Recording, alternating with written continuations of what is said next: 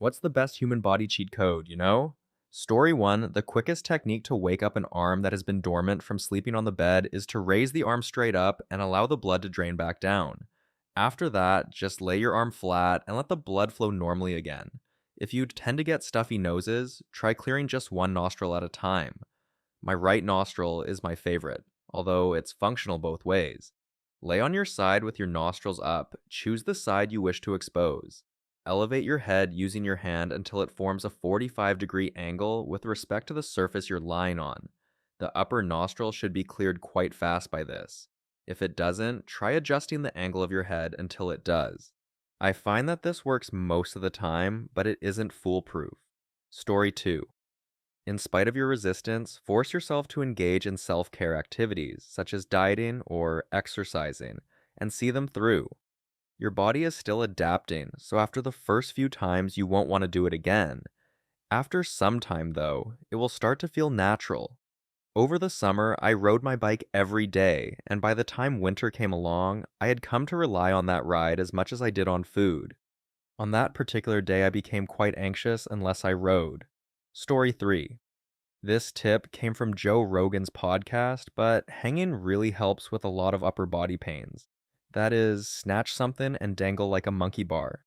On that day and the days that followed, whenever I lifted anything, my left shoulder would ache a little.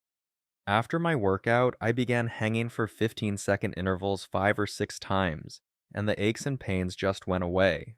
Story 4: studying for the same amount of time with shorter breaks to do something relaxing will help you learn more in the same amount of time. As an example, after each hour of studying, take a 20-minute stroll in the park or a coffee break. When I do this, it makes a huge difference. I just don't have the time or energy to study the way some people do, for 12 hours straight. I usually study for about an hour, take a little break to play Overwatch, and then I go back to studying. Beyond that, I've studied for 20-minute bursts interspersed with viewing live streams or videos on YouTube, just enough to let me unwind and focus on my studies when I get back to them. Can confirm works. I was on the dean's list for my final 3 semesters of college and just earned my engineering degree. A rock solid plan that is also supported by extensive cognitive science. If you give your brain a break every so often, it'll remember a lot more. The real life version of the Pomodoro technique that you're outlining incorporates meaningful, personalized breaks, making it much more beneficial for long term retention and preventing burnout. The trick is not to do nothing while you rest, rather, to engage in an activity that brings you joy or helps you de stress, rather than to do nothing at all. Playing a game, going for a stroll, or viewing some content, anything that helps you recover quickly is acceptable. The outcomes are evident from your work. The engineering dean's list is serious business. Story 5: my panic attacks used to be so bad that I would end up in the emergency room if they lasted more than a few minutes. I would take 3 ibuprofen for them. Within 15 minutes of taking ibuprofen, your muscles will begin to relax. As your muscles begin to relax, you may find that your mind begins to settle down and regain some control. Take caution not to exceed 4 tablets at a time, since this may lead to liver issues. Additionally, if you're feeling lightheaded or have a slight headache, try closing your eyes firmly and then opening them wide while staring to your left. This should help alleviate your symptoms. Just move your eyes, not your entire head. While gazing down to your right, close them tightly once again, and then open them wide again. Keep looking to your left as you do this again. Now, turn your head to the right. Then, while pretending to stare up at your eyebrows, repeat the process. Remind yourself to hold your head still and to move only your eyes while you do this. Always comes through for me. Story 6: in most circumstances, you can put a baby to sleep by stroking their face from the middle of their forehead to just above the tip of their nose. Ideal for the tired but will not close eyes infant. Even adults and some older children have reported success with it. In a similar vein, stroking their face for a minute or two may cause them to begin rooting for their nipple, which will open their mouth for food. On the flip side, completely opening the diaper or nappy allows cooler air to reach the genitals, which helps prevent getting peed on by a baby while changing them. Afterwards, swiftly place it back over your shirt's front, and any pee that triggered the diaper will go into the nappy instead. Some boys may even look directly into the baby's eyes. Look at the baby's upper lip to see if they're breathing. I can't help but think of other examples. When it's time to burp or fart, it becomes pallid. Better than patting their back, but not immediately after eating. Place the baby on your forearm so their feet are pointing towards your shoulder. Their neck is on your wrist, and their face is in your palm. After you've lowered your hand until it's above their head, give them a gentle back rub. You have successfully constructed your very own fart machine. Story 7. If you find it difficult to rise at the appointed hour each morning, try setting your alarm for a time when you are completely alert several times the night before. It rewires your brain to get up and get things done first thing in the morning when you're fully alert and ready to focus. As a result, it'll become second nature, and your still drowsy brain won't even have to think about it when you're truly waking up and exhausted. Story 8. If you're experiencing hiccups, try drinking water while simultaneously closing your nose and ears.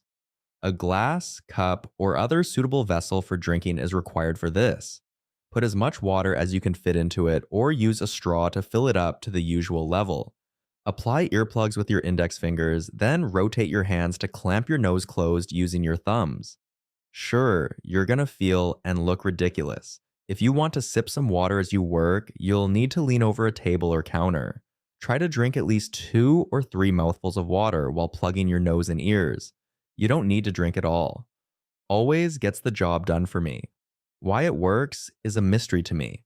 Among the most convoluted treatments for hiccups that I've ever heard, it actually makes sense. If you cover your nose and ears when you swallow, you may be resetting your diaphragm and vagus nerves at the same time, which are both associated with hiccups. It's like if you were to forcefully reboot your body. Like most remedies for hiccups, it sounds ludicrous. As long as it helps you out regularly, it's preferable than, say, standing on tiptoe while drinking water or fainting in the middle of a conversation. Maybe not in public, but it's worth a go the next time you have a hiccup. Story 9. You have a far more naive mindset than you realize. It can be fooled in a variety of ways by providing it with unexpected stimuli. When you clench your jaw and force your lips into a smile, your brain registers it as a smile and your mood improves. Additionally, studies have examined the effects of priming the brain by reading a large number of words to participants before testing them. They walked around 20% more slowly down a corridor after reading terms they connected with the elderly compared to a control group. The students performed better on the test after reading words related to intelligence in the time leading up to it. Interrupting a person in conversation became more common after reading angry phrases. Keeping a pencil in your mouth at all times is definitely not a realistic life hack, but reading a sheet of encouraging messages first thing in the morning will certainly improve your day compared to not doing so. Story 10. Get to bed by 7 or 8 o'clock if you're able to stick to this schedule every day. An hour or two after midnight, get up. Spend 3 or 4 hours doing things. You will feel fully revitalized and mentally sharp. Get another 3 or 4 hours of sleep after that. Midnight is the sweet spot for getting things done, particularly when it comes to artistic endeavors. Every ounce of vitality is there. From what I've heard, this was the norm when people lived in rural areas without access to electricity. After a long day of work, people would go to sleep. When they woke up in the middle of the night, they could finally relax and enjoy themselves. Even dressing up and dropping by the neighbors, who were also awake, would have been an achievement. Story 11. In college, I did this with a few pals. Perhaps someone can provide light on the phenomenon. Seated in a circle was a gathering of 10 or more individuals. For a minimum of 1 minute, we were told to firmly massage our hands together. After the allotted amount of time had passed, we each extended our left hands, palms facing up, and our right hands, palms facing down, so that our neighbors' palms were facing each other. As you approached the other person's hand, you could feel a slight pressure, which dissipated as you distanced yourself. It felt like there was an invisible ball about 6 inches in diameter between our hands. It was very strange. I can't recall if I tried it with my eyes closed, but that's the kind of thing I would do. I'm sure there's a very boring explanation for this, completely unlike the Reiki-esque one we were given, but it was certainly an unusual experience. Story 12. Take vitamin D, if you must take a vitamin. My memory and alertness have both improved since I began taking it around a month ago. and I must say that I feel supercharged since then. Most people today aren't getting enough of this. It's hard to tell for sure unless you test your blood, but it's very common. Even if you consume a lot of vitamin D fortified milk and spend time in the sun, you should give it a shot. It's worth it. Want to know what else I'm into? Green tea extract, milk thistle, animal pack, zinc magnesium aspartate, melatonin, sometimes, fish oils, probiotics, and vitamin D, essential for everyone. I hope that makes sense. It's that simple. If you don't have enough of a vitamin, you won't feel 100%. Please let me know how this made you feel if you give it a go. Story 13. A protein in human DNA is defective. In chimpanzees, this protein is responsible for the development of large, powerful jaws, which are useful for crushing tough plants and biting both prey and predators. In humans, however, the gene encoding this protein is defective and never activates, which is why, on occasion, all of our teeth don't fit in our mouths, even though they should be larger. Instead, our larger brains are stored in our larger skulls, which makes it harder for us to chew and swallow. However, since we already had primate hands, we started pre-processing our food by burning and smashing it before stuffing it into our weak jaws. This did more than just make it easier to digest. It also crystallized the starches, rendered the fats, and denatured the proteins, making them much easier to digest, slowing spoilage and sterilizing them to reduce foodborne illness. Here we have an excellent illustration of an evolutionary trade-off. We lost jaw strength but gained a far more potent tool, the brain. That glitched gene may be one of the most important explanations for the development of language, tools, and culture, all because we made space in our skulls for gray matter. Cooking allowed us to absorb more energy with less effort, which in turn accelerated our evolution. This extra energy may have powered further brain growth. So, yeah, our glitchy jaw gene kind of made us human. What's wild is how our need to compensate for weak jaws led to cooking. Story 14. A heightened sense of perception, insight, or knowledge of the unseen and unknown. I reflect on the perilous nature of space exploration and how it continues to motivate astronauts to go up there, despite the fact that it endangers their lives and adds nothing substantive to the discussion. No other species on Earth shares this insatiable hunger for knowledge to the extent that humans do, to the point that we put ourselves in harm's way by venturing into space, the depths of the ocean, or extreme environments in search of answers, all the while knowing full well that we could perish or come up empty-handed. While other animals may inadvertently abandon their habitat, we humans are so focused on finding ways to satisfy our needs in the here and now that we have yet to discover permanent solutions. The concept of God, the idea that we can persuade ourselves to regularly connect with something that is invisible to the naked eye, and the degree to which we are persistent. There are some to whom God comes easily, some who desire God, and yet others who stand in church for years in the hopes of attaining this invisible peace. Our capacity to form relationships with one another. In the past, I'm sure people were aware that there are other nations and groups of people, but only a select few would ever have the chance to experience these differences firsthand.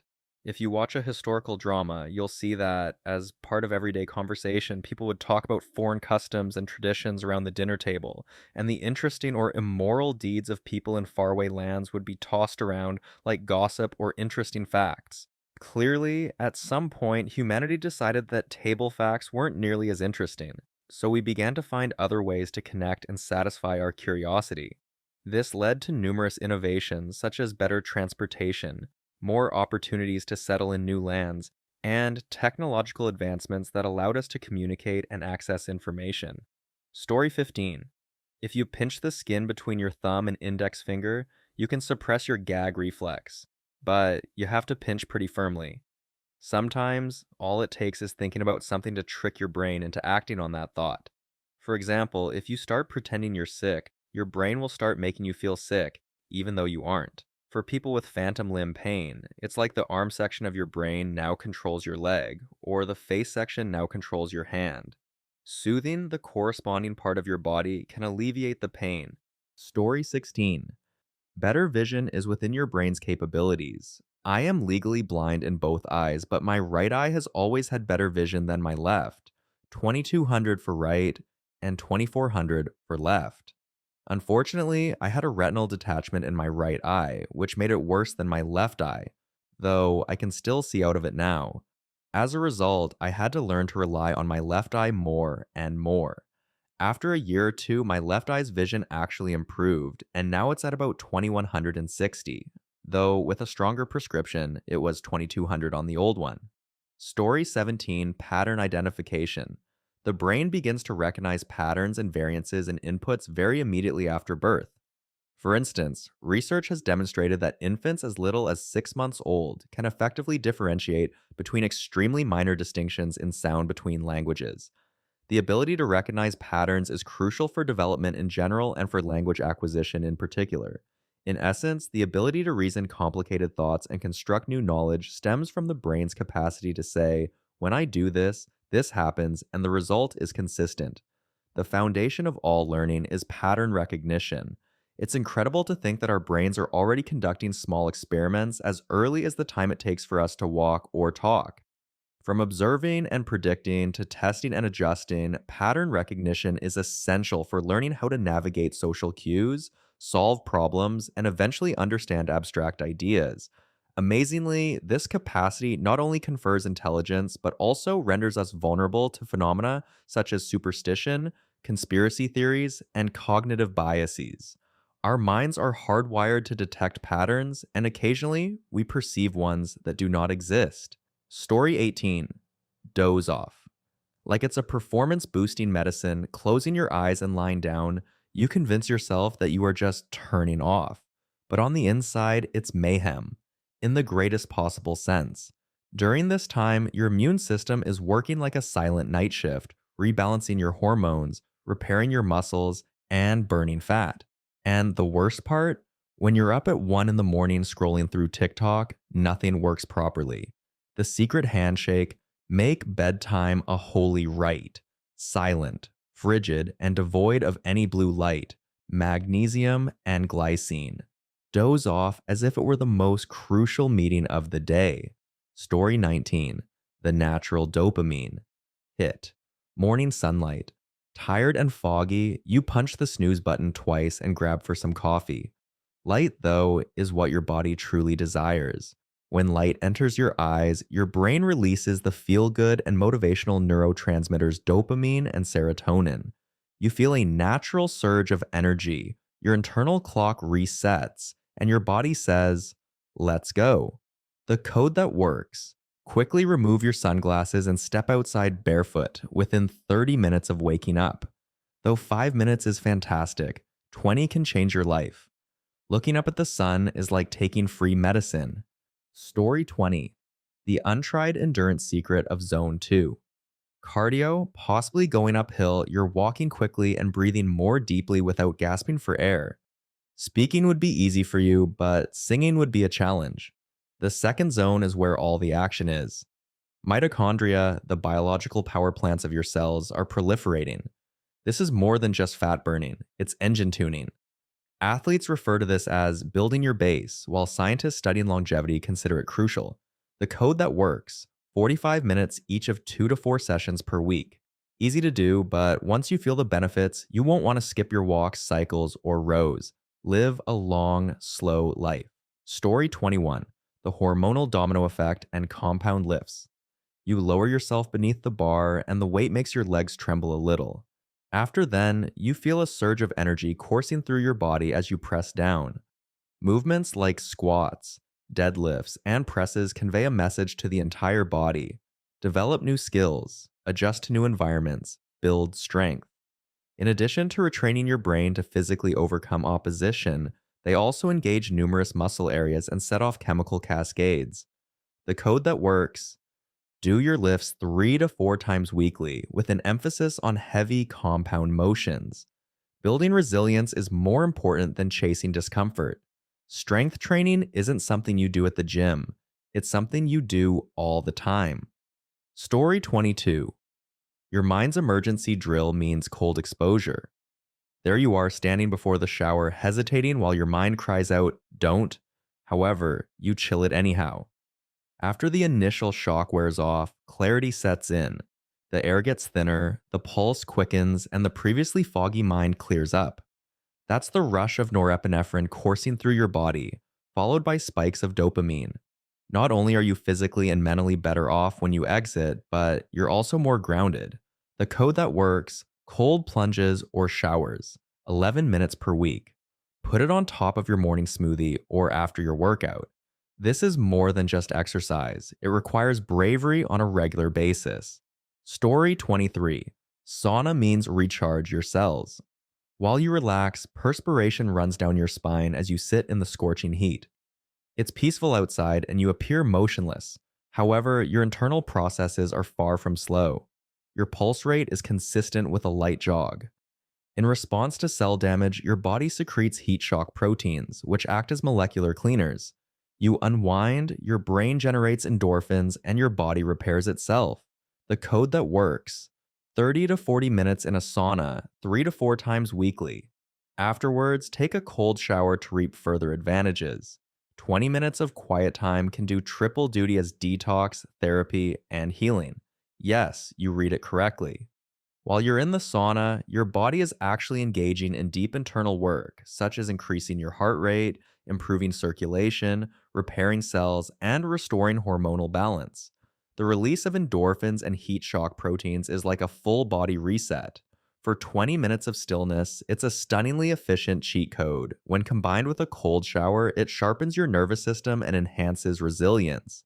Think of it as a contrast training for your biology. When you sweat, you're signaling your body to clean up, recoup, and upgrade. Story 24: Your body eliminating waste through intermittent fasting. Now that you've eaten your first meal of the day, it's already midday. Your body was too busy to bother with breakfast, not because you were punished. Your body was repairing damaged cells and making room for new ones all during your fast. Reduced inflammation, improved blood sugar stability, and elimination of brain fog. You clean the house instead of becoming hungry. The code that works: eating every 8 hours, is the 16-8 fasting ratio. Keep things easy at first. Skip breakfast and stick to water, black coffee, or tea. Sometimes taking a moment to reflect is more restorative than adding anything. Story 25: Avoid a crash by postponing caffeine use. Upon waking up, you press the coffee button. Is waiting worth it? The stress hormone cortisol is already at a high level in the blood when you first open your eyes in the morning. Caffeine added on top? That's like putting gasoline in a car. I am about to crash. The code that works: morning coffee should be avoided for at least an hour. To naturally wake up first, use sunlight and water. You can ride smooth energy all day if you delay it, but if you abuse it, you'll crash by 2 p.m. Story 26: The power of creatine in a scoop. You believe that only bodybuilders use creatine. Actually, it's used by your brain as well. Your body uses ATP, or cellular energy, for every action, thought, and decision you make. That mechanism is fueled by creatine. The end result: not only stronger lifts, but sharper thinking, better memory, and more motivation.